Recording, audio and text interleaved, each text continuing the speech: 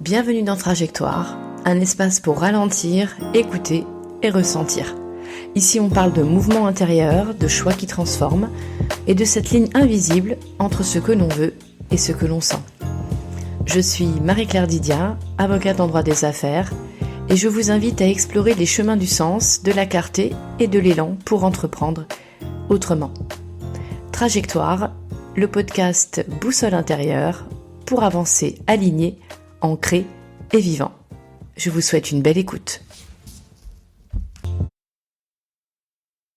Il y a des mots qui changent tout, des mots qui apaisent, qui redonnent la foi, qui ouvrent les portes qu'on croyait closes, et il y en a d'autres qui coupent, qui figent, qui laissent des traces plus profondes que n'importe quelle blessure physique. Car depuis toujours, les mots m'accompagnent. C'est une matière première, un outil, un refuge.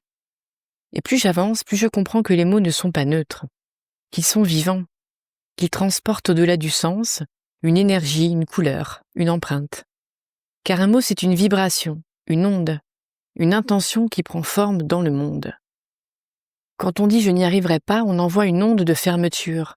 Le corps se contracte, la respiration se bloque, tout devient plus petit, plus lourd, plus lent. Et quand on dit « je vais trouver la solution » ou « j'ai la solution », même sans savoir encore comment, le souffle s'élargit, l'énergie circule, et la vie souvent s'organise autour de cette ouverture, car les mots créent une réalité. La magie des mots, c'est ça, c'est comprendre qu'ils façonnent notre réalité bien avant nos actions. Dans mon métier, je le vois chaque jour. Un mot mal choisi dans un contrat peut tout changer. Une phrase maladroite dans une négociation peut braquer un interlocuteur. Mais au-delà du droit, dans la vie c'est pareil. Une phrase prononcée trop vite, ou pas dite du tout, peut modifier un lien, une relation, un destin. On sous-estime souvent la portée du verbe.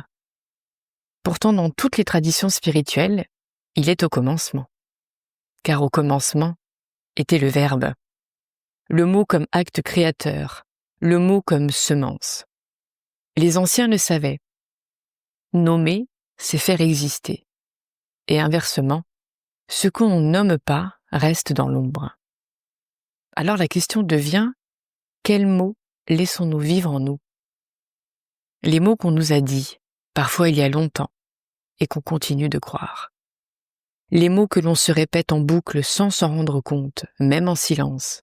Les mots qui nous enferment dans des rôles, des peurs, des habitudes.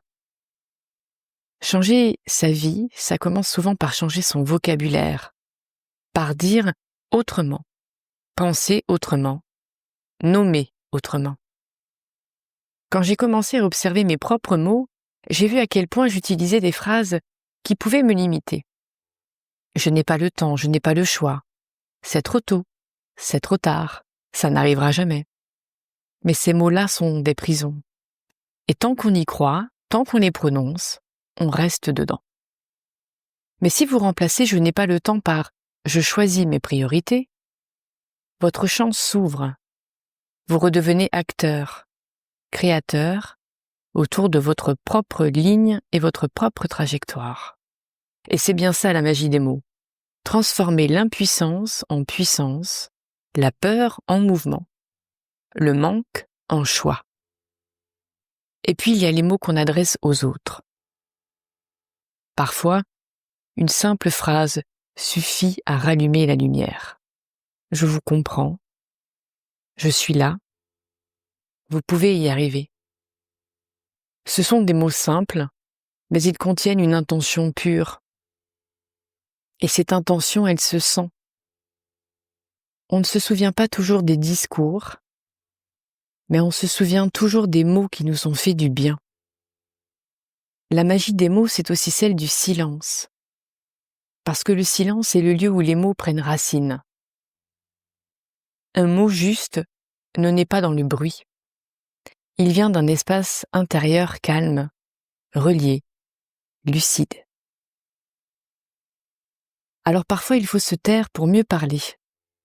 Se taire pour écouter ce qui veut se dire vraiment. Et quand le mot arrive, on le sent. Il ne force pas. Il s'impose avec douceur, comme une évidence. Et je crois que c'est ça la vraie éloquence. Pas la beauté du discours, mais la justesse du verbe, la justesse du mot, celui qui fait écho, celui qui touche et celui qui aligne.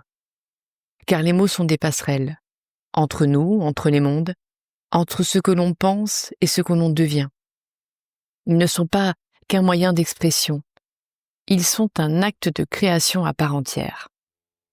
Alors choisissez-les avec soin, dites-les avec conscience, et quand vous doutez, souvenez-vous, chaque mot est une graine, et ce que vous semez aujourd'hui dans votre langage, vous le récolterez demain dans votre vie. Parce que les mots tracent le chemin, et que parfois il suffit d'en changer un seul pour trouver la bonne direction.